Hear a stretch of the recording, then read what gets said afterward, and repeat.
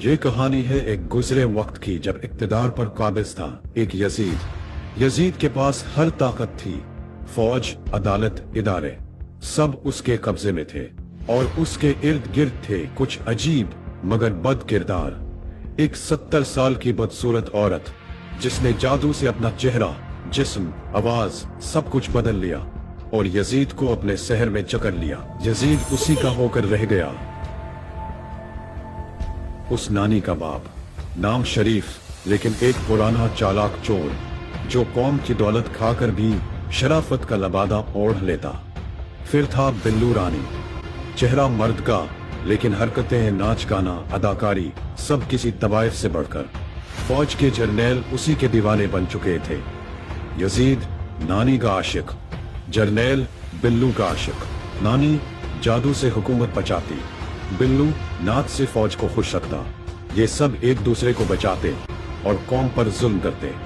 जो भी आवाज उठाता लापता हो जाता, जो भी सच बोलता बीमार हो जाता और जो भी राजा का नाम लेता उसका नाम मिटा दिया जाता। कौम डरी हुई थी, खामोश थी और कुछ लोग तो इन्हीं जालिमों की हिमायत थे।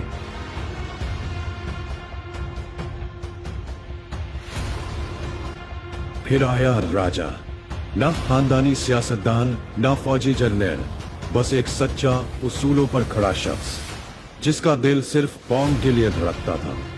राजा ने यजीद के खिलाफ आवाज उठाई, सच बोला, शऊर दिया और खुद मैदान में उतर आया।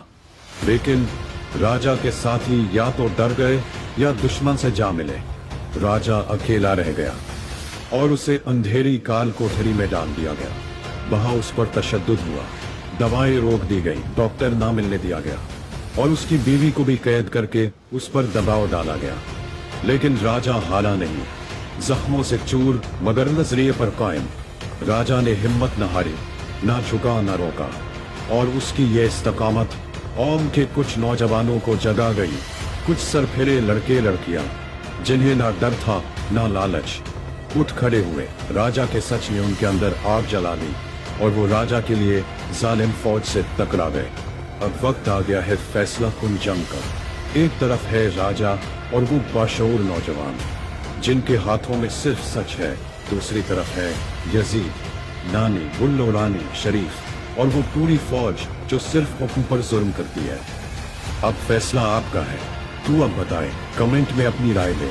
क्या कौम राजा के साथ खड़ी होगी? तू अब बताए, कमेंट में अपनी राय दे। क्या कौम राजा के साथ खड़ी होगी या फिर यजीद और उसकी नापाक